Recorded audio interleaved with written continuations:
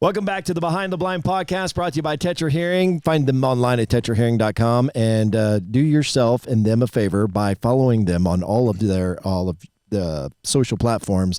Really cool content on there, and they're really doing a lot of cool things in 2024. So I guess we'll start. Matt Westcote, Joe Palumbo, Logan Burdett. I'm Ronnie Phillips. Thanks for checking us out. Again, you can find this on YouTube, but also all of your favorite podcast platforms. Video versions also available on Spotify.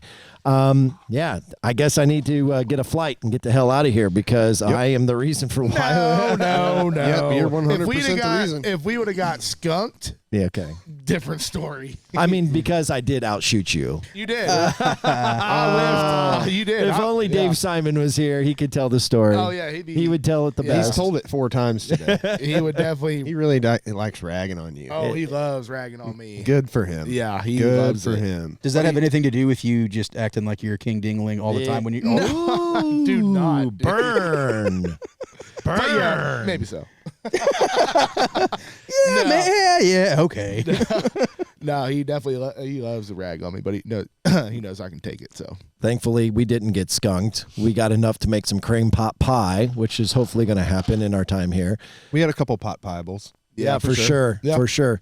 No wind, definitely overcast. That, in my opinion, was probably the biggest contributing factor. Obviously, we talk about that filtered light and cloudy conditions. And of course, sandhill cranes, the eyesight that they have seems to be incredible compared to other we were waterfowl. making fun about that. right. Do what? We were just making fun of how much we always talk about their eyesight on the first podcast. Oh, yeah. We've Yeah. been talking about it for years, but it's true. Oh, Like, it's 100% true. And just like mallards or Canadas or whatever we're really chasing. I mean, a lot of times we want sunshine.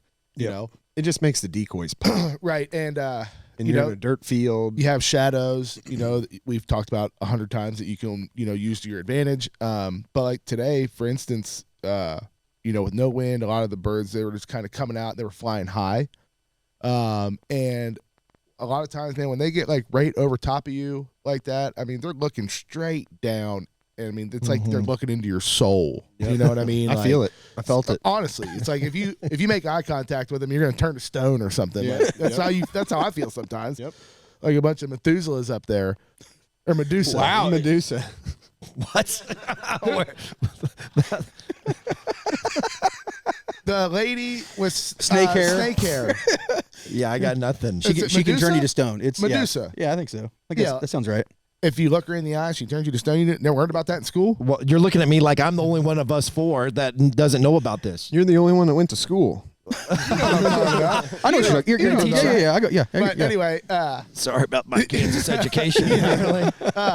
but yeah, on gray, very gray, overcast days like today, especially with no wind. I mean, they just fly around, do whatever they want, and it only takes one of them to see something they don't like. Mhm. That's it. It's like anything. I mean, There was a lot we of want follow the some- leader today. A lot of follow the leader. And we had some like land behind us, like right off the bat. We had like a 20 pack land, like I don't know, 800, 1,000 yards behind us, maybe in a different field. And man, just like anything else too, whenever you start getting a lot of birds on the ground and there's birds coming off the roost and they're seeing group, go in, and it's like they can, they just play follow the leader. A lot like snow geese. They can play that game for sure. But it was tough, but it was still fun. We got to shoot some, but. The past couple of days, I have noticed that there are times when, like, the back 2 or 3 birds are wanting Big time to pull off, and they're trying. Right. They're trying. They just can't get the rest of the group to go. Right. And there was a couple of times this morning when they were coming off our back left shoulder, and they're wanting to swing around. There was birds on the back half that wanting to keep going. Right. The front half was wanting to keep going, and that back half was trying, like, you could see them kind of peel off, and then they would, like, change their mind, like, oh, they're not wanting to come with me. Right. Yeah. I'm not going by myself. This, sketchy neighborhood, it's cloudy. I don't know what's going on down there. Wow, that was a really good.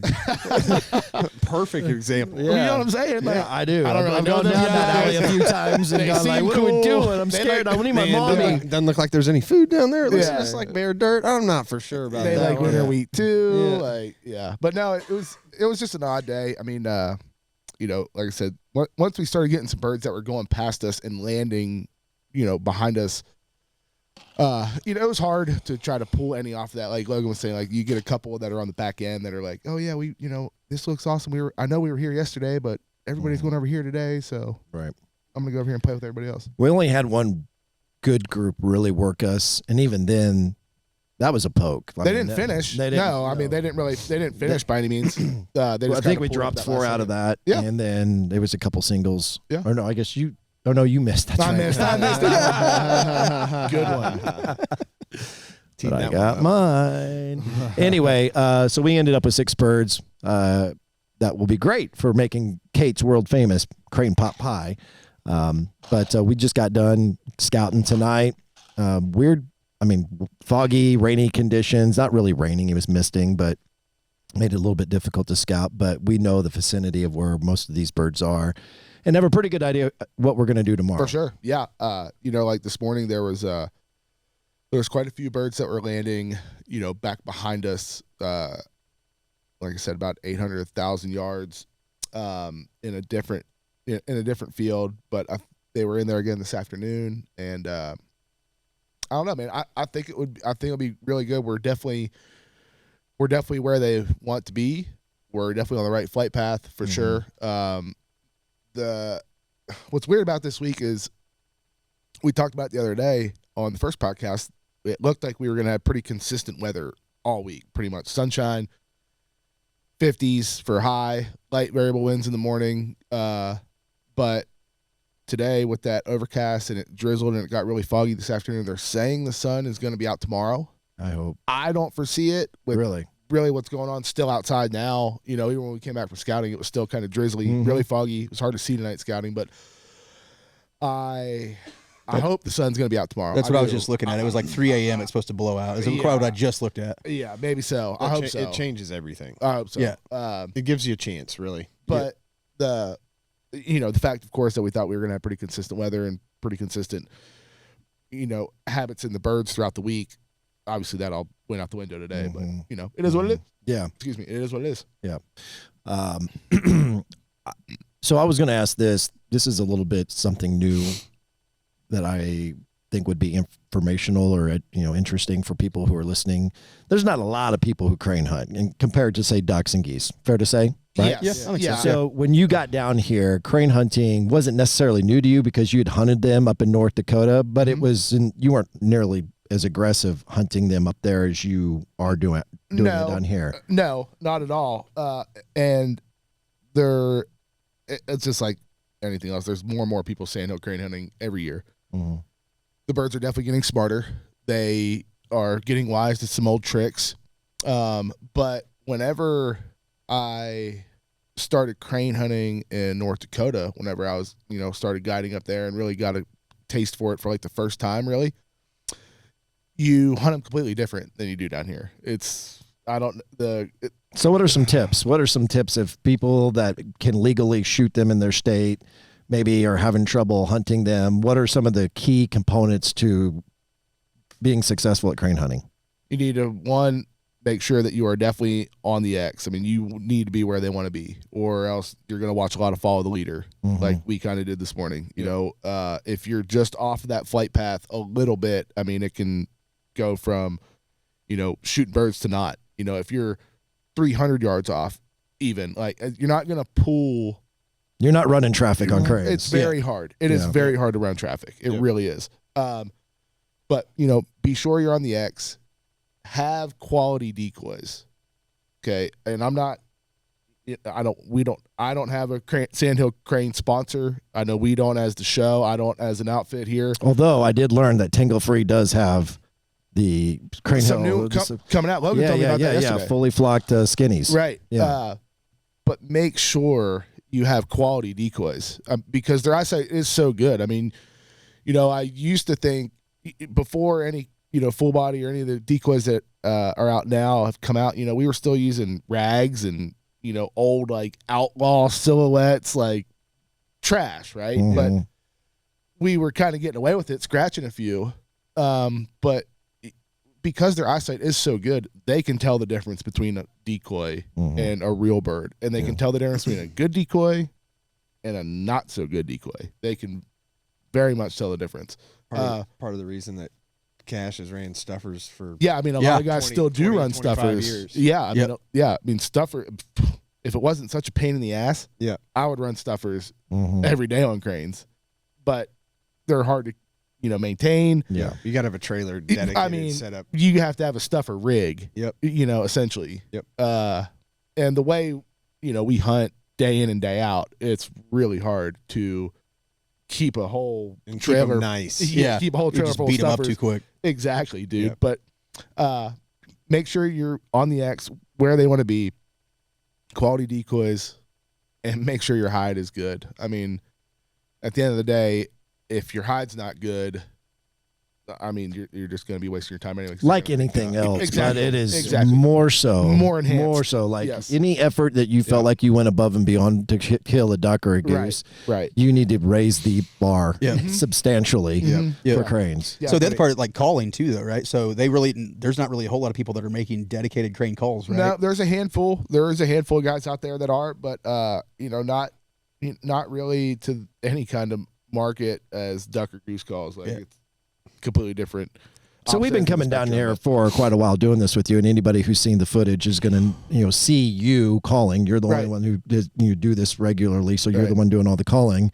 But Which you're y'all not. could chime in. I mean, y'all, y'all We want to kill some. Bring my car.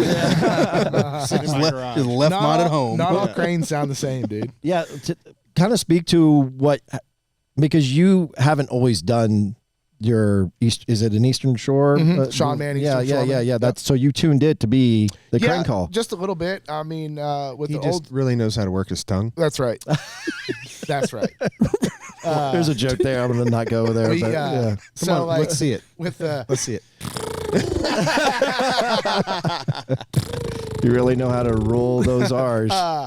like a flute style goose call is a great starting point, because it already kind of has that hollow tone that a crane has, and if you mess around with it and tune it a little bit different, and maybe make it a little bit more higher pitched or whatever, and then you're using the same air as you're using this Diaphragm. exactly. It's all coming from your diaphragm, and it's the same air pressure as you are duck or goose calling, but you're just rolling your tongue, fluttering your tongue. Mm-hmm.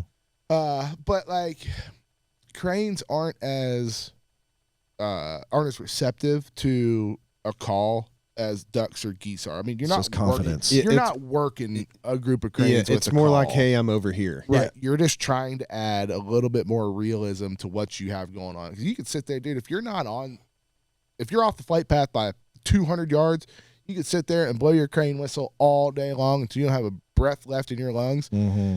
And it ain't gonna make a difference. Yep. Mm-hmm. That's true. Like, if you notice, whenever we're out there in the morning, like, if they're coming our way, I'm making noise at them. But as soon as they get past us, You're moving on for the next I'm one. putting my call down because you're not gonna turn them. Yeah. they're Like not once coming back. once they go past you and whatever, move on. You're not gonna No, hit them they're with a not coming comeback back. call, and be like, Mhm. you're not gonna do that. You're not wailing on them. No. So like a lot of times I'm calling at them as they're coming and getting closer, and same with a lot of times with ducks and geese. If they're not making any noise, I'm not gonna make any noise. If they make a little chirp, I'm gonna make a little chirp. If they're making a bunch of racket, get excited coming in, then I'm gonna make a bunch of racket. Try like with ducks and geese, try to mimic kind of what they're doing. Yep. But yeah, dude, like once they get past you, or if you're off the line, I mean, you might as well not even waste your breath because you're not gonna, work them like you do, a group of ducks. Not and the geese. same.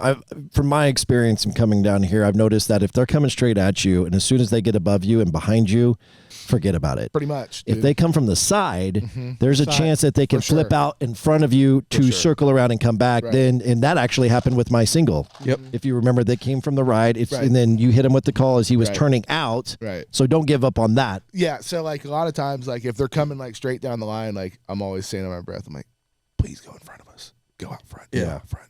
Go out front. Like, stay in front of us. Don't come over top. Don't get behind us. Try Yeah. to stay in front Those of are us. that's my favorite way to decoy them down here is, I mean, just have them as coming as hard across the blind as they possibly can. I don't like them to get out in front and look at you. I don't like them coming in high at the 45. I like when we cross shoot them. And Yeah. and they're it's obviously a pain in the ass for Dakota and Q. Right, But of course. it also hides our cameras a lot better. Yeah, for sure. Because they're already tucked up against the line and they can follow them across instead of having to come all the way panning across or up and down right in front of them. Right. You know, I really like the hard. Yeah, that was some of our best groups And yesterday. I would never, you know, set up that way for like a goose, you know, or a duck, you know, coming hard across us unless that's, you know, really all we had, the only option. You know, obviously if we can finish those in front, we're wanting to do so. But with crane and the cameras, it's almost like it hides us better. Even. For sure. But plus the cranes just generally move so much slower that the crossing shot is not as big of a deal. Right. Well, yeah, they're pitching in by that time, you know, they're almost feet down, and once the feet come down, there's no leaving anytime soon. Which is, you know, to that point, you know, talking about how slow they fly, that also gives them more, especially with their incredible eyesight, more time to evaluate the situation before they get there. So if they can come in at a quartering angle or from the side, then absolutely. Once they get there, oh, surprise. We kill more birds that way than any way else. Is when like think about the ones that came in this morning. That single came cutting straight across the blind. Yesterday when we were done, all those birds came cutting right across us. Well, the group of 4 today too. Same thing. Yep. Left to right. Yeah. Back on the calling thing real quick. So did you get any pointers from anybody who calls cranes or was it, I mean, because I know you know a couple guys who do, or did you just, Cash brought his PVC pipe out. No. I forgot about that. You remember that? Oh, yeah. He had that like 12-inch piece of PVC pipe that he'd put over a short reed goose call. Yeah. And, oh, man, they could hear you from 20 miles away. Yeah. He was really getting after. But no, like, you know, whenever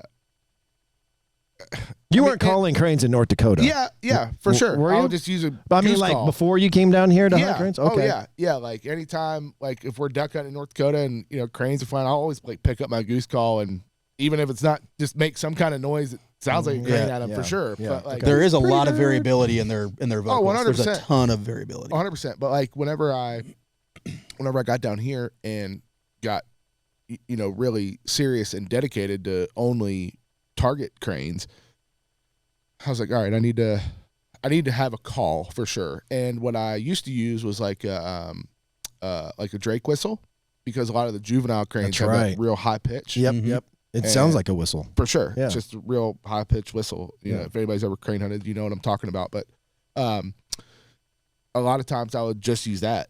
And then I was like, man, I know a goose flute would work. Because like I said before, it's got that hollow, more, you know, rich kind of tone to it rather than a short reed. And I just kind of started messing around. Of course, I've known Sean Man forever, being an East Coast guy. And I was like, I know it'll work. I mean, you can bugle elk with them. You can call anything with them. It's freaking Eastern Shoreman, right? And so anyway, I just called Sean. I was like, hey, man, I'm, you know, down here crane hunting. I just want to buy one of the, you know, just the Express, you know, polycarb, $79.99, you know? And I told him what I was doing. And he's like, oh, yeah, it'll work.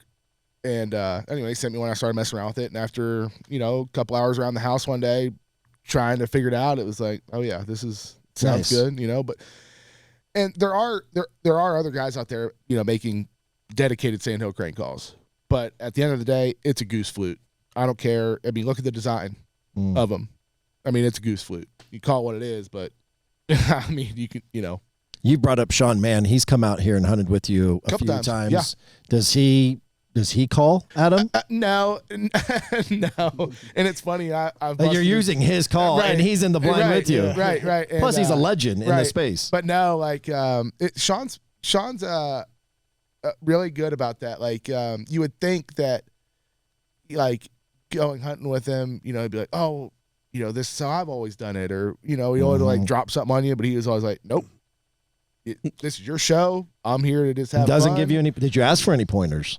Yeah, of course. What is he? Well, because he thinks a completely different way than any of us do about a goose call. He thinks of it more of like an instrument. Okay. And there's all kinds of different ways to tune and work your breath and all this crazy stuff. Right. And he's like, that's more the side of the pointers that he's on, not necessarily like actually calling or the sound. But yeah, it's funny, you know, hunting with somebody like him, you would think like, of course, if we're goose hunting, he's going to pick up his goose call. He's Yeah. going to do that famous little double cluck. But no, like, it was funny. It was like, man, you call too? He's like, Like, no, this is your show. You're doing it. You know what you're doing. Like, I know nothing about this. So, which is cool. But can you still do the double? Since you're here. Yeah. But now, but it's cool. It's always cool hunting with somebody like that. But no, like, and of course he loves the fact that, I use his call to call cranes and kill them with it. Obviously loves that about it, but Sure. Mm-hmm. So if somebody was to start crane hunting, what is the least amount of decoy? I mean, because they're not cheap. I mean, decoys in and of itself are expensive, but crane decoys are. Man, whenever I first started, first couple years y'all came down, I only had 3 dozen. Okay. Yeah, that was like 10 years ago. I had 3 dozen really nice decoys, Mm-hmm. and we shot the hell out of them. Okay.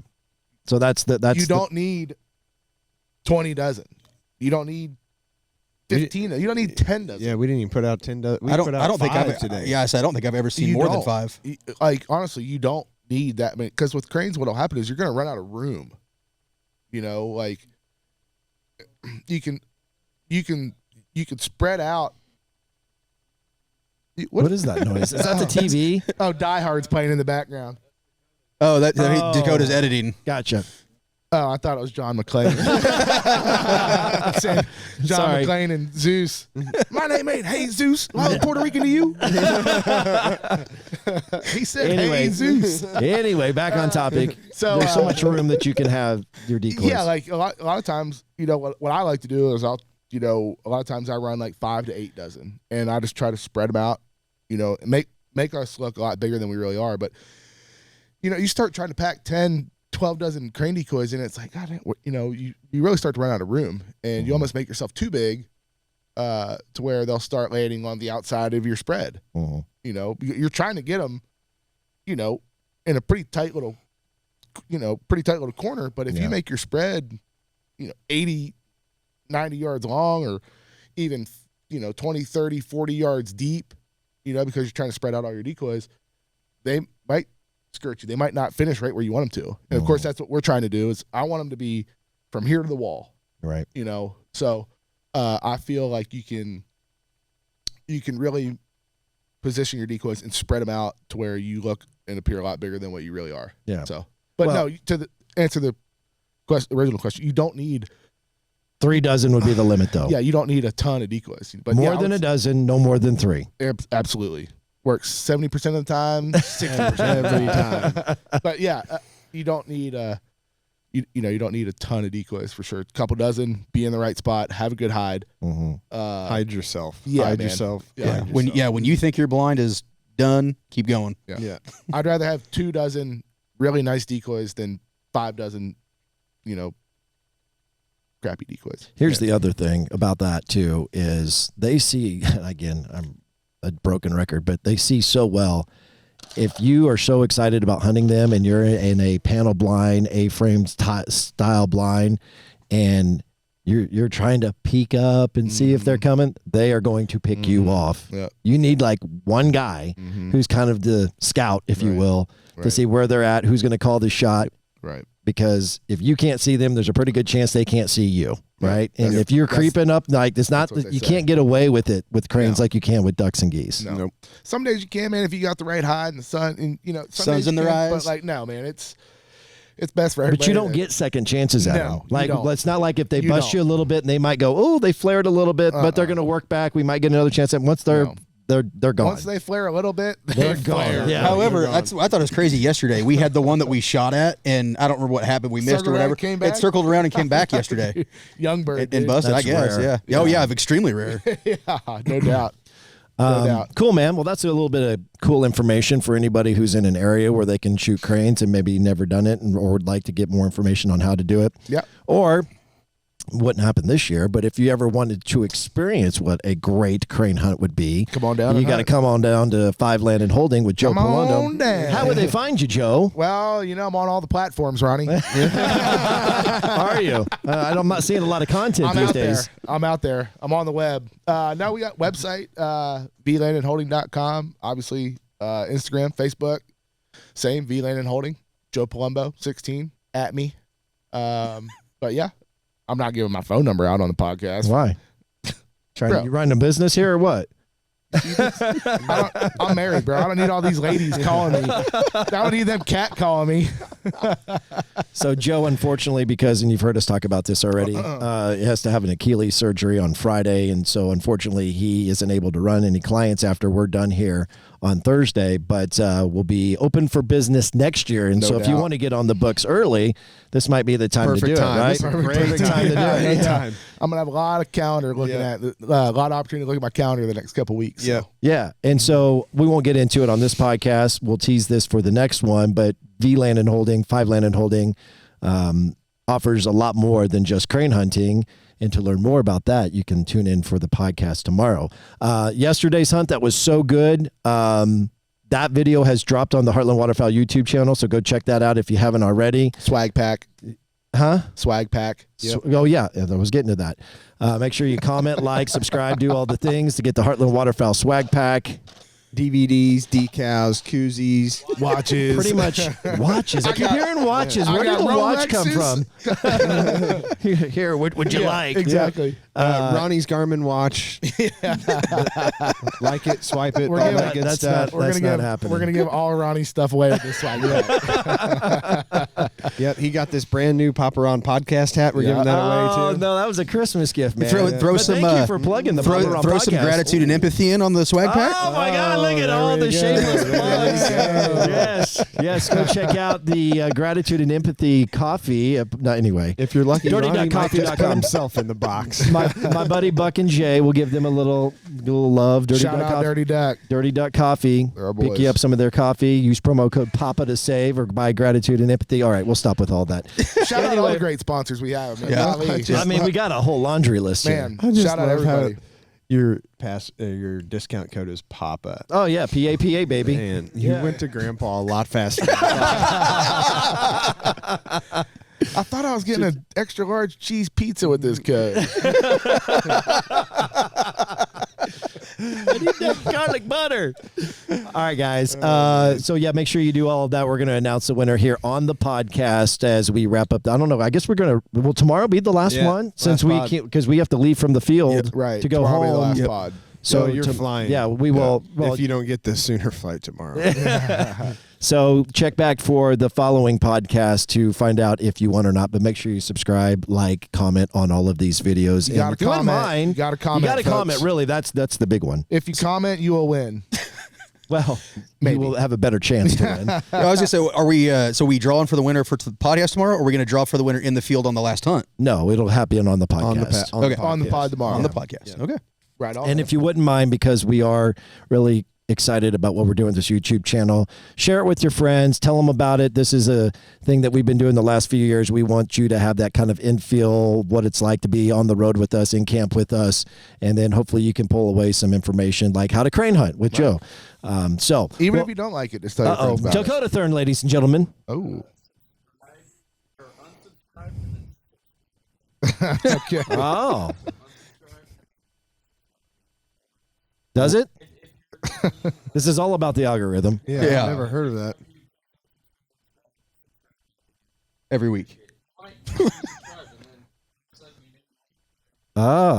Okay. There we go. A little tidbit of information on how you can improve your odds in winning a From swag pack from Heartland Waterfowl. All right, so let's wrap this up. By the way, thanks, Q. Quentin Verlinick behind the scenes, engineering the Behind the Blind podcast. We don't give him much love very often, so we'll do that real quick. Matt Westcoat, Joe Palumbo, Logan Burdett, I'm Ronnie Phillips. Thank you, Tetra Hearing, for being a proud sponsor of Behind the Blind podcast. Find them online at tetrahearing.com. A winner will be announced tomorrow. We'll see you then. Tetra, baby. I'm going to eat some of that chai too.